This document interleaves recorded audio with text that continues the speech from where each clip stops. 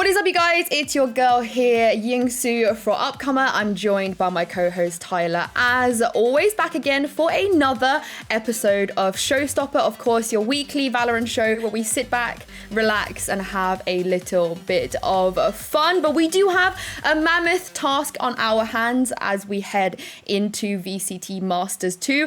So who better to help us preview the first ever international Valorant LAN event than the one and only Sideshow. Hello, Sideshow. Welcome to Showstopper. Hello, I'm very happy to be here. I like that you've stolen MW0's nickname as well that Riot gave him, and you've taken it for your own. They tried to apply that onto him very early on, right? And he unfortunately wasn't able to make it to Iceland. No. Yeah, he was not. But yeah, of course, Tyler, great to have you back as well. Got two EU people here. So how does that make you feel? Outnumbered. It feels very much like how I feel Iceland's going to end. There are going to be two Europeans and a team in the end. So I think it fits really well. As a preview show, we have two EU, one NA. I feel like it's a really good reflection of how the tournament's going to go. I love that. I can't believe you're admitting that EU are going to do well. Very unlike you, Tyler. But we're going to kick things off with Roast My Tier List as always. Now, this week we've got a special edition of Roast My Tier List because we have done a tier list of all of the teams, all 10 teams, heading into a VCT Masters 2. And Tyler, I believe we're going to start with yours.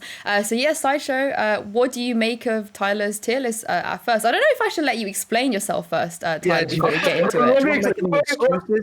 Let me explain. So first off, there's no S tier. For me, S tier is a level of, if you don't make the finals at least, I'd be shocked. I don't think, just because of the circumstances of A, the format and how stupid it is, and B, we really don't know the power levels of each team because we've never had it in a tournament, I can't give anyone an S tier rate. I have A tier of the teams I would be shocked if they don't make a top 5 or even a top 6. B are like my dark horses of like, if they won, it would be surprised, but I wouldn't be lost back. And then C is if they won the tournament, I would be absolutely stunned from everything I've heard, from everything I've seen, everything I've watched. C tier, Crazy Raccoon, X10, I would be very surprised if they won. They have a lot of good players, especially X10 with Panapon. As you would very well know, Sideshow coming over the prodigy coming over from Overwatch. Like, I think he's gonna like really turn some head to some individual performances, but I would be very surprised if X10 or Crazy Raccoon go very far in the tournament. But yeah, I would say A tier are my favorites, B tier the dark horses, C tier are go out there and have some fun, kids. Okay, well then, on that basis, I was actually going to say, not a bad tier list. But No. I was going to say that. Okay. You've murdered yourself with your own reasoning here, Fionn. You've murdered yourself with your own reasoning because if you're just talking about like general strength, yeah, okay. You've gone for the coward's way out of not really separating too many of them. You got 4 in one tier, 4 in the next tier. Okay, you're not trying to differentiate between them that much. It's the actual stratification that I have problems with here. Yeah. First of all, let's start from the top. S tier. You said that your definition of it, not mine. Your definition of it was you'd be surprised if they didn't make finals. Yes. I think if you look at the bracket, Liquid would have a devastating tournament if they didn't make the final because their side of the bracket is so easy. If they don't make the upper final, they've had a nightmare. They've had a nightmare. They're going to be going home in tears. If they make the upper final and then lose, they're a guaranteed third place. They'd have to play the lower bracket final. And if they lose that as well, then their only times that they've come up against tier 1 competition, they've lost both of them. That, again, is disappointing. So to me, Liquid in the S tier by your justification, because they should make the final. I make the upper final. The upper final. I still think that's I think you're correct. If they don't make upper final, they don't make top 3. It'd be a very embarrassing tournament. But I'm not putting them in that S tier. There's so much unknown in this tournament. There's so much unknown we don't really know. It's not like I'm a League of Legends guy. I'm coming from League of Legends where like, okay, the South Korean team, if they don't make the final, I'm absolutely shocked. I don't see an S tier team of that level because we just don't have the legacy. So it is a coward's tier list. I will say it is the most top, tier which you could probably have. Top Brazilian team, you have Sentinel, the 2 European teams. Crew, everyone's like, "Oh, Crew's actually pretty good," because they missed the flat chat where Saucy said they're actually better than Sharks. So, ooh, there's a surprise team. So, yeah, I think Howard's tier list, but I think it's a generally good tier list overall. Okay. I like that. It's just we're in the denial stage of I feel just pure denial. I mean, agree, also the dark horses. I think mislabeled a little bit. I think dark horse to win it, serious dark horse pick would be somebody like Crew or like somebody like Sharks, I guess. If version 1 are coming in here and they're winning it with the stand-in, that isn't a dark horse. That's someone's that is someone's genetically modified horse. That's someone putting a car in there and claiming it's a horse. That's like back in the 1910s when cars were first existing, and they just repackaged them as the motorized horse. There's no world in which I think version 1 or Newton should be winning this tournament, and if they do, it deserves there should be confetti popping off everywhere, and the region should be taking them home and having a Roman triumph down the streets.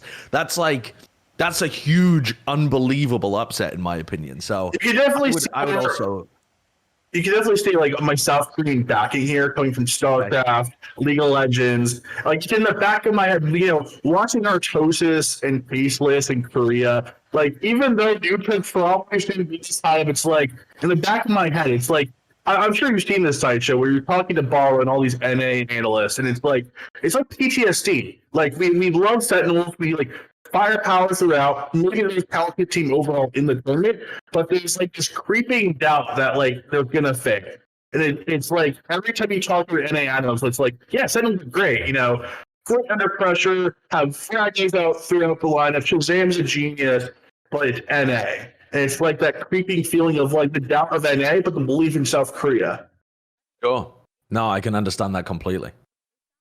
It sounds like, sorry, I was muted, but it sounds like, Sideshow, from what you're saying, that you feel like there's a bigger disparity, right, between perhaps the top heavy teams and some of the, I don't even want to say underdogs, but just on paper, maybe weaker ones. Is that what you're saying? Yeah. I mean, do you want me to flow a hot take in there as well? I think it's very likely at this stage that there's a lot of, saying there's going to be a lot of these is going to just straight up be an incorrect take, not a hot take. But there are definitely going to be some 13-0 maps in this bracket. There are going to be some stomps as we head through the early side of it, because the regions haven't had that time to get battle tested against each other yet. They don't have you're limited to a ceiling within your own region if the player base is small, if you don't have somebody who makes the breakthrough in terms of a certain style to play. You've never played against a certain, let's say a really contact heavy team, so you don't understand how to deal with it, and it takes time to be able to adjust. We've seen that ourselves with Sentinels, right? And the evolutions throughout their game and how they've progressed. If Sentinels had never been challenged, say back, I don't know, in November or something of last year, they would never have grown into the team that they are today. That's what's happening in a lot of these minor regions as well, and I think that it's going to lead to some severe stratification between the tiers. We kind of saw that with Sonic, right? Though when Sentinels played Sonic's the top Oceania team, Sonic's Icebox was great. They pushed Sentinels to the limit on Icebox. Then they went to Split, where they had no clue how to play Split against Sentinels and got ran over. So it's I can definitely see a point where if they get a map or don't know how to play a certain style of agents, especially these teams who don't run extra and are still running women in their regions, it could be very, very dirty. Well, where would you put Tyler's tier list then, if you had to tier list his tier list? Okay, I guess I would put it. I mean, using his own stratification again against him, he probably wouldn't make the finals of a tier list bracket.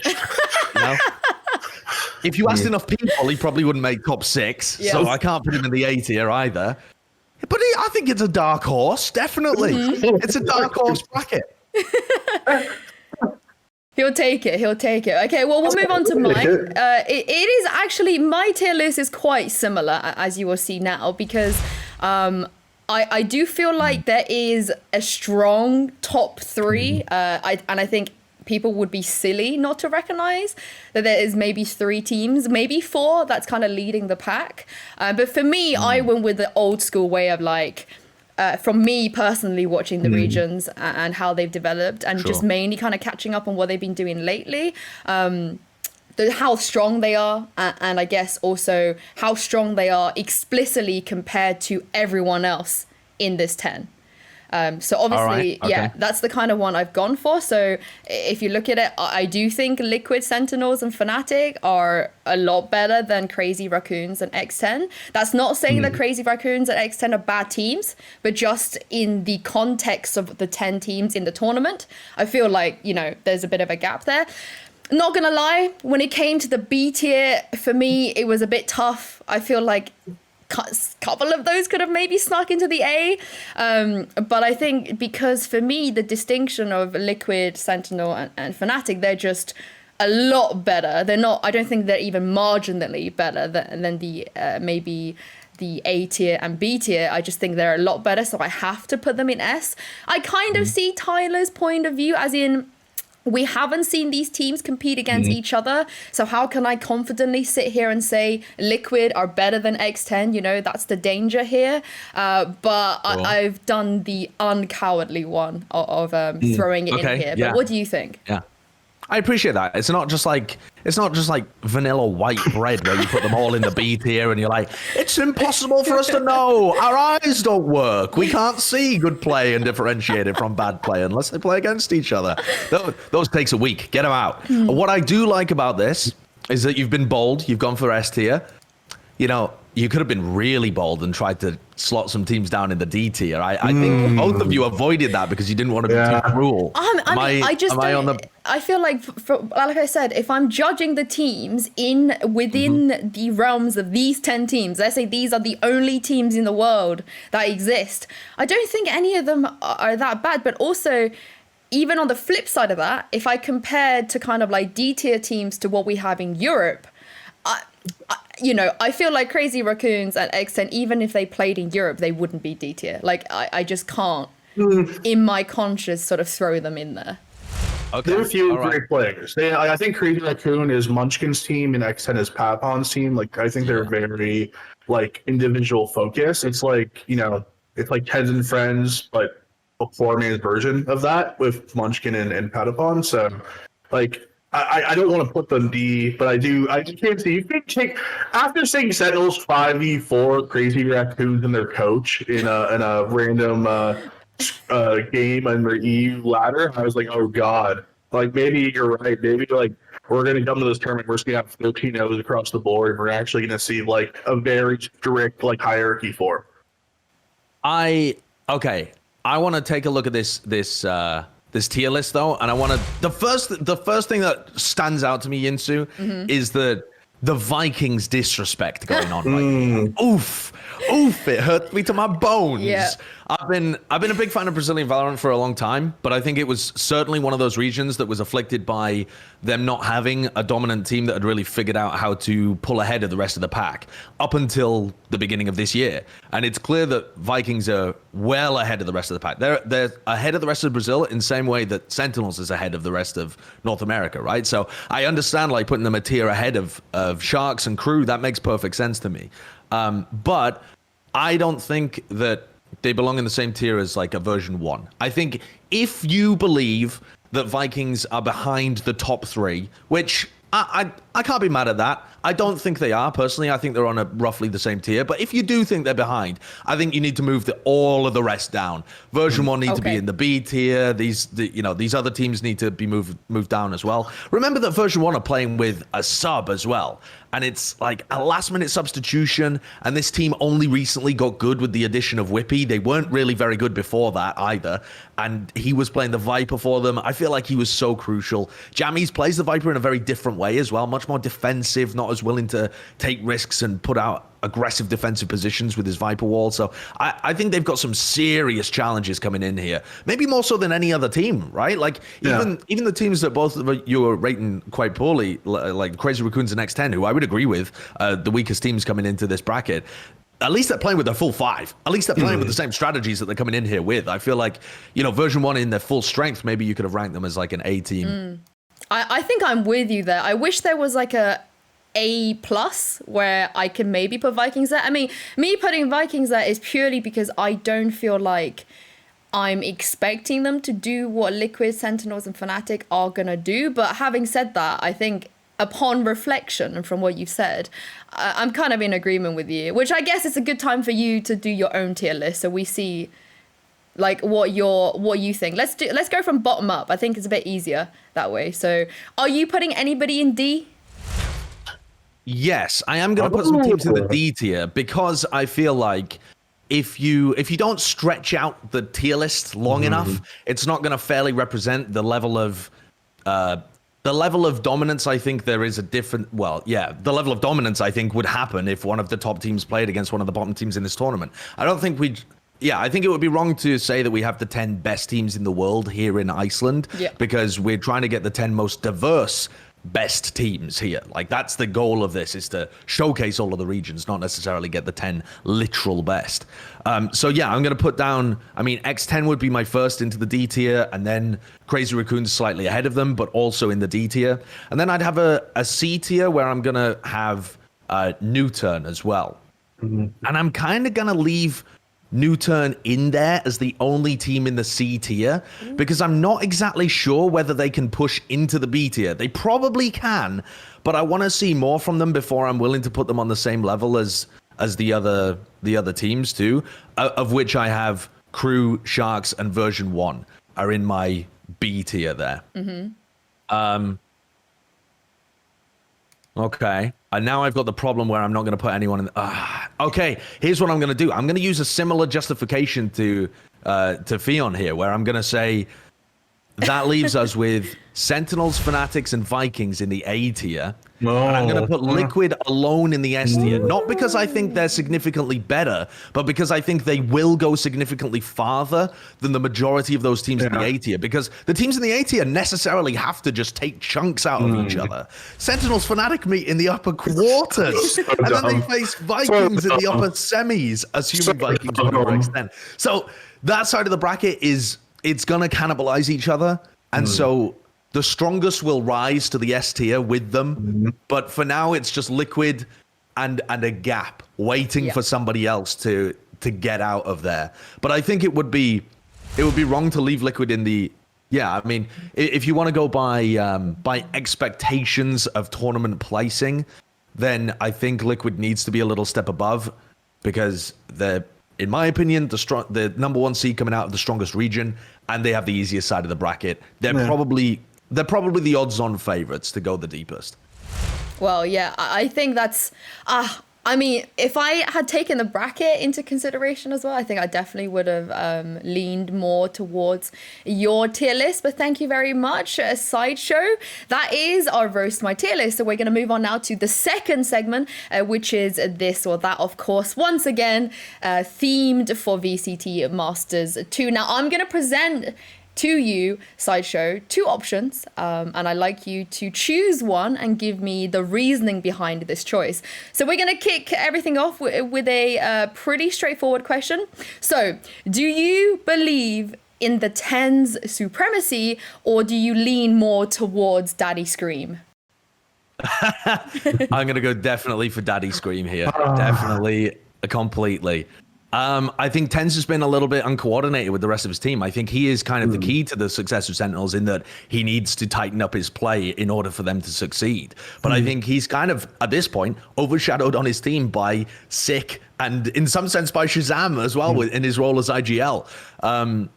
And Scream is just a phenomenal talent, not just in terms of his fragging, which is obviously phenomenal, but he's probably got the best Phoenix utility usage in the world as well. And then he was great when he was playing the Jet. His Sage has been fantastic since beta.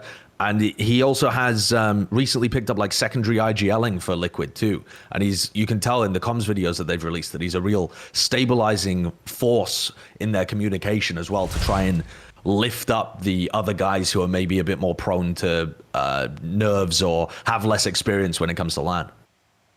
I have to huff the Hopia, man. Like, I'm going to watch Cloud9 and League of Legends fail me miserably, not even make it to the top 4 of the tournament. all I have left, Sideshow, all I have left Yinsu, the man named TenZ, and his anime pillow, his 30 mouses, changing his sense every game. That's all I have left. I know Scream is technically, when we really just look down to, like, if they play Alien, maybe TenZ wins, but if they're playing real, like, CF, real Valorant, you have to let go Scream just because he's more consistent. He's consistently just a great player in and out. Doesn't matter what agent he's on, doesn't really matter what scenario he is in. But I'm seeing that hope here, man. I need TenZ to be that X factor, and I think that's what Sideshow really correctly pointed out, is that if Sentinel is going to win this tournament, and I definitely think they can, I think a lot of people believe they can, TenZ has to show up. TenZ has to be the player who has those. He doesn't have to be every game, but he just has to have those special games where he does have those 25 kills on Reyna, 30 kills on Reyna. He has those pop-off games, and when he isn't popping off, he isn't feeding. Because I think it's such a nice edge of TenZ, where it's like you have these great moments, and he does have those rounds where he just wins by himself with just on knives, or just on a sheriff, and he gets a 4K of no kind of like actual theory clapping behind. He just makes magic happen. So, but he just has to rein it in, because I feel like if they can just kind of hit a glass cannon, and if they can point the glass cannon in the right direction, and he feels comfortable, and he doesn't change his sense every game, and he finds a mouse he likes, and he's comfortable, I think Sentinels can go very far early in the turn. But if it's not, it could be very, very, very sad for North American fans, because we saw it in their challenges where, like, he's in LA for a match and he woke up like an hour before and he wasn't in the best condition and he looked awful. So I feel like if TenZ is in the right position, the glass cannon can take Sentinel far. If not, though, yeah, you have to take Daddy's Green. I mean, he's a legend. I love how you think 30 kills is popping off. Like, that's just Scream. That's just Scream being Scream. Like, if Scream gets 30, it's like, oh, it's just a regular day. Like, I think we're spoiled in EU, because like he gets 30 every single game, like no matter what. All right, Sideshow. Would you rather see every team play Viper or every team play Yoru? I'd definitely rather. One of them's more likely than the other. Let's put it that way. I think a lot of teams are going to be playing Viper. Which one would I rather see? Probably Viper as well. Viper's a pretty interesting strategic character. I loved it when it was a niche pick. I was so in love with like Fnatic's Bind when they pulled it out there, or with the Cloud9 Korea team when they used to run it on a ton of different maps over in the Korean scene. But or Safe, who used to run it as well, for Bonk back in the day. But at this point, it's almost getting too much. There's just intersecting walls everywhere. She's buffed up the wazoo. She's insanely powerful, and she feels like an oppressive force. So yeah, she's interesting, but she's too much right now. I'd still rather have her over Yoru though.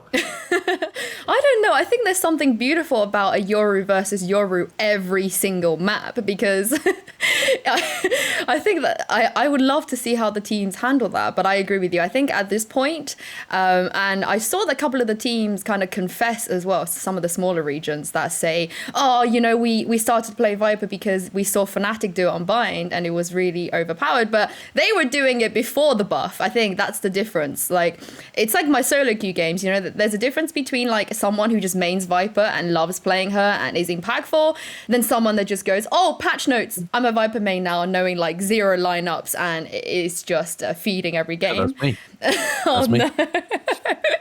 But yeah, I like Viper, but I think we're going to see more Yoru than we might expect. Tyler, I don't know what you think. There's only one team that's played in a Yoru v Yoru game that's at Iceland, as far as I know, and that's Vikings. And they said that it was, quote, a failed experiment. So I don't know whether they're going back there. Oh God. Okay. Well, we'll move on to the next one. But we'll see what happens. But here is, I'm gonna be ominous about this one and not kind of like ask you a would you rather and just throw this at you. But Western strats or Eastern strats?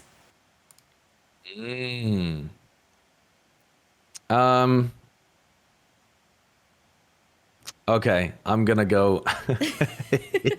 Okay, if the CIS region also counts as Eastern, because it's, you know, Eastern European, I'm going to go for Eastern because we got Angel in there, we got Redgar from Gambit in there, we got some big brains coming over from the CIS region. Plus, the Vision Strikers early strats, the actual tactics were really cool as well. But I don't think it's actually. I don't know whether you'll really allow me to take the whole of the CIS region with me and claim it for the Eastern Hemisphere. I don't know. I don't think it counts. I think I'm gonna force you to go like. All right, I'm going west then. I'm going west. If we're talking Europe, NA, or Asia, I mean, west is overpowered. You've taken the majority of the world there when you're talking about that in terms of like the proportion of land mass.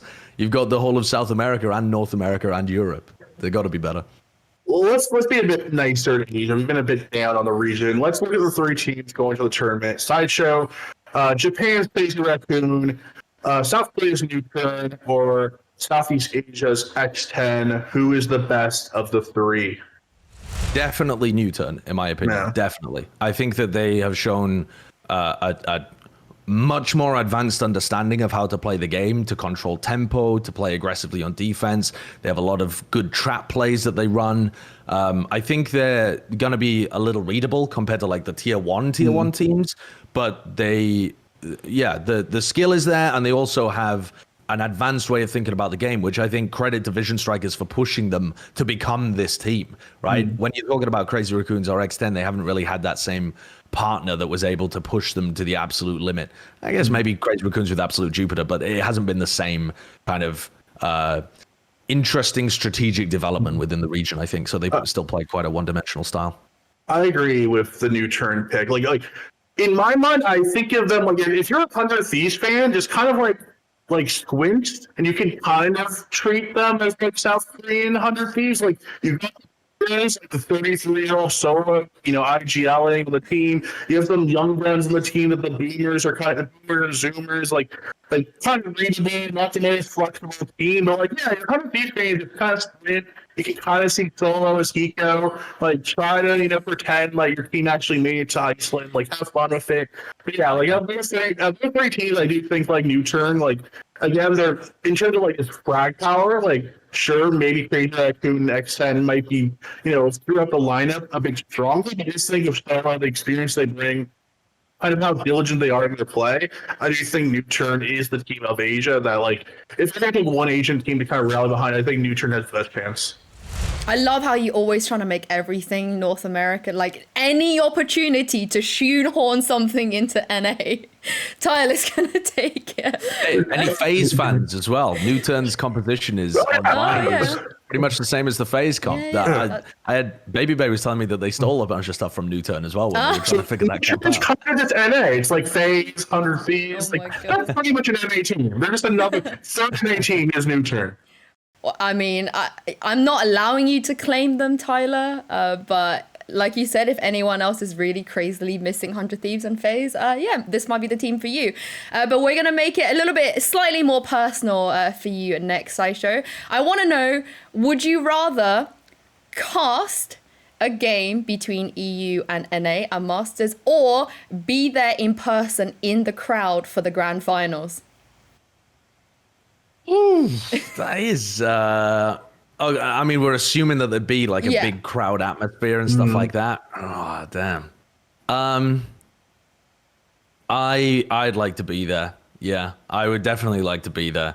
The crowd atmosphere, I think, would be fantastic. It depends. I mean, if it's a crowd, if it's like the losing side crowd that's just getting beaten into submission and the area's turned into a library, maybe not. But if it's the side that's dominating the other, or it's an incredibly close back and forth game, yeah, that sounds amazing. I really cannot wait for live events to come back with large crowds.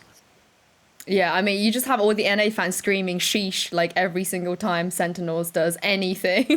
But I think, it'd be good. It'd be cool to see like the grand final, no matter what team it's between, but Brazilian fans as well.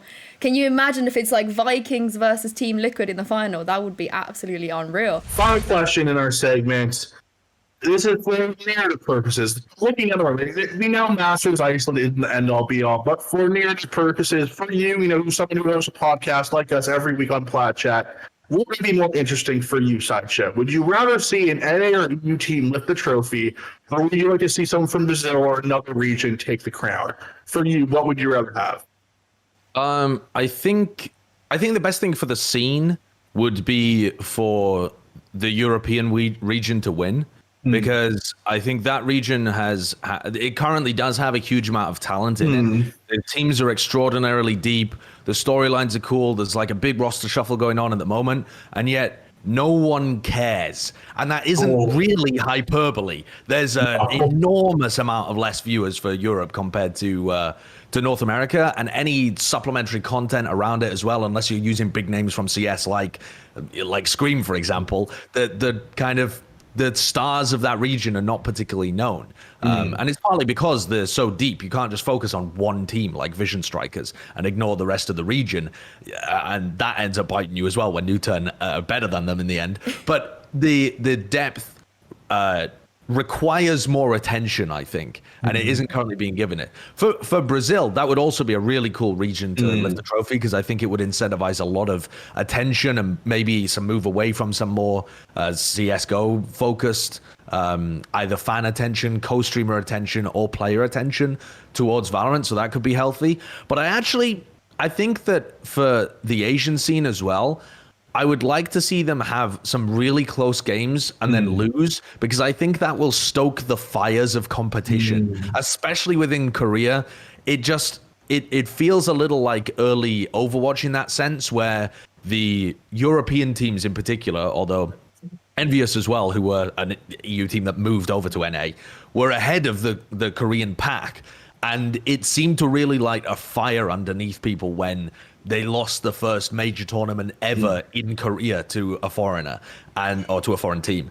And then that really seemed to ignite the fires of the Korean engine to get going and to push for more. And I think that step has not yet been taken within the Asian scene yet. So this is just the first startings. This is the fuel on the fire. Yeah, I want to see EU win as well, so for very different reasons.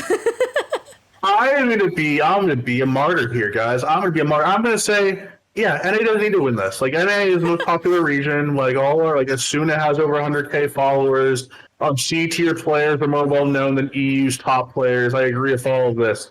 So I'm gonna be a martyr here. I'm gonna say, for NA, just make the final. Sentinels, make the final, make it close. Let Crazy Raccoon take the trophy home. None of this Team Liquid Fnatic nonsense. You can stay below NA in popularity. I don't need this. You have CSGO. Give us the anime shooter. Just give us the anime shooter. South Korea has the anime shooter. Give NA the other one. We don't need the trophy, but at least the worst case scenario is if NA bombs out, because even if they bomb out, it's the first. I think something we haven't really touched on is first impressions at these big tournaments are important. Sure, the winner of this tournament might not even make top 8 at the champions at the end of the year to win the world championship, but first impressions of over 500,000 people, millions of people most likely watching this tournament overall, those impressions are going to stick with them for a long, long time. So someone from League of Legends who's the first impressions are it's NA sucks, NA sucks, NA sucks. It just sticks to you. So if NA comes out and they fail miserably, it's going to stick to them. If Brazil goes out there and fails miserably, it's going to stick to them. Same with EU. You don't want to mess up the first impression, because it's going to stick to you no matter if you improve in the later runs. The first impressions are very important. So I want NA to do decently. I want a top 3, top 2 finish from Sentinels, V1 with their sub to make top 6 or so. I'll be happy. I mean, it might even happen, Tyler, so you might be right about NA for once. But moving on to our last segment, the cool down portion, where we're just going to ask you a couple more questions, Sideshow. Now, we're going to kick things off with the bracket and the format, because I think this was one of the more highly anticipated things, right? The first ever international LAN. 10 teams is an odd number, but, given everything that's going on in the world right now, I think, we have to be grateful that we even managed to get 10 teams into one place to be able to compete on the stage. But from your personal point of view, what did you like and didn't like about this bracket, and is there anything that you would have preferred to see? Yeah, I mean, it's always hard to say these kind of criticisms of the bracket because it's clearly flawed, but it's flawed for a good reason, which is that they didn't want to just limit it to a very easy 8 teams go to Iceland and you just run the simplest double elimination bracket of all time. They wanted to stretch the limits and add an extra 2 teams and give more representation to other regions. You simply can't be mad about that, right? Like as soon as you frame it from that point of view, it's like, okay, that's an incredibly good thing. It's amazing that we even got international competition this early on in the year. Having said that, I would have preferred to see something that was more like a round-robin group between 2 groups of 5. Yep. Unfortunately, that would have meant that they had to play something like 4 or maybe even try and squeeze 5 games into one single day, which presumably was not feasible based on the like a space that they're renting out or the literal time limits of when they wanted to broadcast. So if you assume that they're limited to 3 broadcasts a day or 3 matches a day that aren't simultaneous and 10 teams that can go, yeah, this is about the best that you can come up with because the limitations are so severe.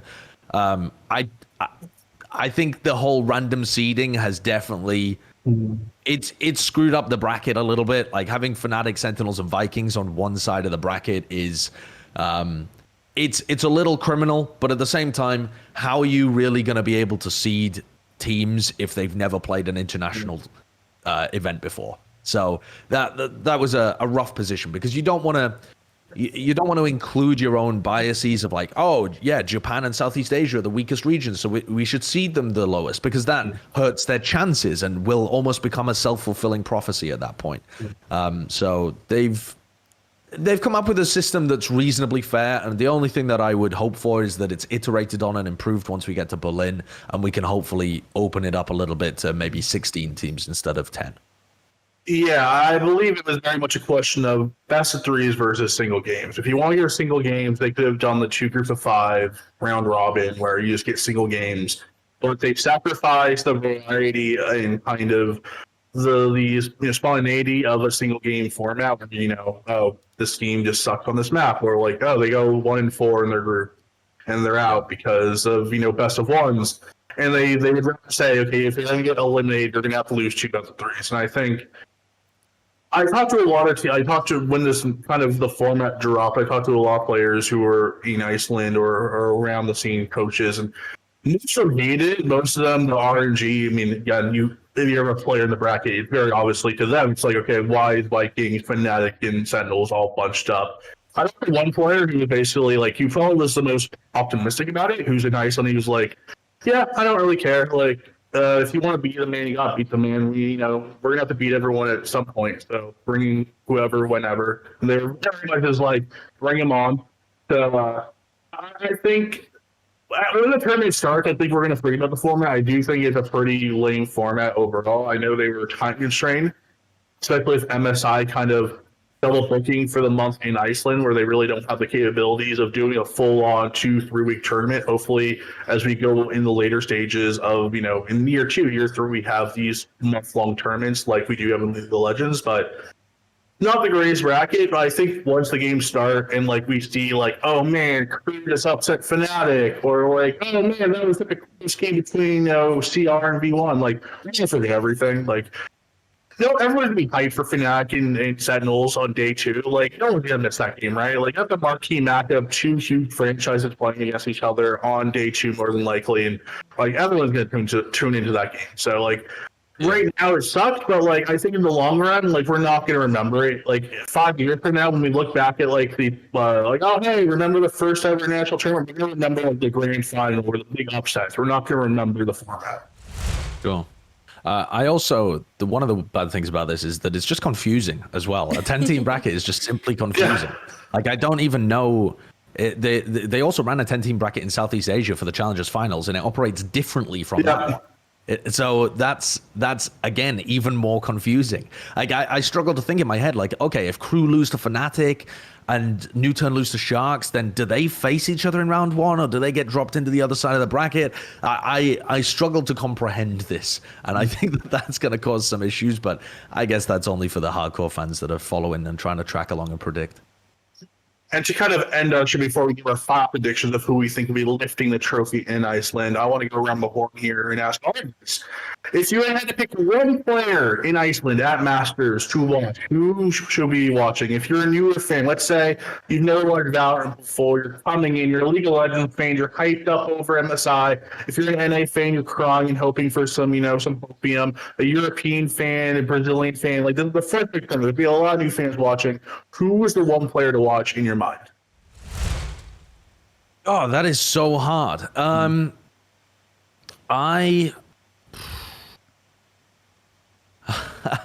I think. Okay, I'm gonna cheat on this question, and I'm gonna fire out two. I'm gonna fire out. So I already talked about Scream earlier on, so I'm not gonna say him. I think Durka is an insane player to watch. That's who I would have Durka's said. Unreal. And the way that Fnatic plays right now is a lot about him being the tip of the spear. It's kind of a double-sided spear with Durka and Doma, but it's Durka who's doing most of the entry and Doma cleaning up. So Durka's phenomenal, and whether or not he gets shut down or whether he farms is going to be crucial to whether or not Fnatic have a chance at lifting the trophy at the end. They run a lot more fast plays than they've ever done in the past, and they are a lot more aggressive on defense as well, and Durka's a large part of that. So he absolutely a player to watch that's going to be pivotal to his team's success. But I'm also going to throw out Sassy from Team Vikings, because this guy's an unbelievable talent. In my opinion, the best Sova in the world. I mean, Durka also plays Sova, but Sassy plays it full time, so I'm gonna okay. But Sassy's so active on the roll. He's always in the right place at the right time. His rifling is superb as well, and it's rare that you get that the like number one in the ACS or whatever that is playing the Sova role. It's commonly thought of in North America, at least, as being a much more passive role. That you're sitting at the back. My name's Hiko. I'm a beta. I'll see you at the bomb site a little bit later. That kind of stuff. Sassy does not play by those rules. He's extremely active in the fights while still being able to put out extremely good utility. And I think he's someone that a lot of people don't really have their eyes on as being a spectacular talent. I think he's really in that upper bracket semifinal, he's gonna surprise a lot of people. I'm with you there. Yeah, I think Durka was the obvious choice. I say obvious in a region where we literally have Scream and Yampy. But if you want to watch someone who frags on every single agent he touches, I've never seen a guy that plays Jet, Sova, and Sage the same way he plays like literally anyone. He's just got such a good understanding of utility usage. He's super smart. And I remember Doma saying a while ago that when they first trialed him, he dropped like over 30 kills in his trial game with Fnatic, but all Doma did was basically run around and heal him as Sage. He's like, my job is so easy. All I do is I just heal Durka. And there was a game, I think it was against Gambit, when he tried to res Durka, even though like 3 of his other teammates were just dead in front of him, and he like took the long route round just specifically to res Durka. And I think there was a funny stat. I think he only res Durka in a best of 3 series as Sage and didn't go anywhere near anyone else on his team. But that says something, right? Doma being the guy who was basically their entry fragger, their full engine, has now been like, yeah, I'm chilling. Like, I got this guy who's just basically doing everything that needs to be done on the team. But I also like the fact that he's a Jet AWPer. That is completely cool, just to be like, oh, you need me to play Sova on bind because like that's the Fnatic way. Okay, I'll play Sova on bind. Like, it's not a big deal to me. I'm just gonna get on with it. And from everything I've heard behind the scenes as well, he's a guy who's very grounded, super, super, super good attitude, never tilts, and has a really, really good work ethic. And I think for me, not only is he someone I think fans should be watching, I think pro players should really look towards someone like this. They can learn a thing or two, especially when it comes to professionalism as well. But yeah, I'm really excited for him. But I do want to say that, like, I don't think he's ever played a LAN event. So this is going to be the problem with Fnatic, because that's the case for a lot of the players that are playing at Iceland, honestly. And not all of them are going to choke. It's like, it's wrong to assume that everybody who's going to their first LAN is going to be bad, but you don't know who is and who isn't. You simply don't. It's a different skill set. So, I mean, I'm even concerned about, I think, I was saying earlier on the Plaja episode we just did that the biggest enemy of Europe is themselves, the players themselves. It's not necessarily. I really don't believe that like another team is going to be able to turn up and beat both of the European teams and lift the trophy. I think that if they both fail to make it to the grand finals and win, it's probably as a result of choking problems and like LAN underperformance. And the Sentinels confidence, baby. The Sentinels confidence. And I'm going to cheat like Sideshow. I'm going to give 2 players I'm really watching out for this tournament. I think my first one from NA, I have to pick someone from NA. I know people will say TenZ, but I think the true star player of Sentinels and Sideshow brought this up. He might not be the best player in the world. He might not be the most flexible player in the world, but he is the best flex player in the world. And that's sick of Sentinels. I think he is so very good. He has shown he can be the battle stage, he can be the duelist, he can play initiator, he can play pretty much everything for the team. Not the most flexible, maybe not the best player in the world, but the best flex player in the world, in my opinion. And secondly, I'm gonna go with Patapon from X10. Again, we've ranked them very low. I don't think anyone here is saying X10 is gonna make it even through 2 rounds of the losers bracket. Like they probably will go out after 2 or 3 series. But watch Patapon. He is a player that I think can really be the future of Southeast Asia in Valorant. Southeast Asia has been very feverish over the game, like in terms of views, in terms of just the countries just kind of rallying behind the game. I really do think Southeast Asia is going to be a major region going forward. And I think Patapon, a player who should have been in the Overwatch League, a player that everyone wanted to see in the Overwatch League, who joined Thailand through the World Cup qualifiers year after year, but could not go pro because he was not 18 years old, retiring last year and now going full-time pro in Valorant. He's a very special player. He had that Smeeg energy baby on the jet, so he's a fun player to watch. He's very exciting. So if you're looking for a player on one of these lower teams to kind of cheer for, Patapon is your hero. He is a very exciting player, and I think he's the future of Southeast Asian Valorant. So love him as a player. I feel like he's probably going to get poached by one of the other regions. Yeah, he's just going to poach him out of the tournament. Yeah, he's going to be on 100 feet by next week, so who knows, yeah. It is a very NA thing to do. But anyway, that is all the time we have for today. Thank you so much, Sideshow, for joining us. Thank you, Tyler, as well, for being a great co-host, as always. And before we round off, any last words, Sideshow? I'm just hyped. I think it's going to be incredible. This tournament is going to be fantastic. I'm so excited to see what happens when this game actually goes to LAN. I think the game is going to change a little bit as well. Certain things and certain styles are going to be a little more, a little better once it comes to LAN. We just don't exactly know what that is yet because we haven't had a LAN event.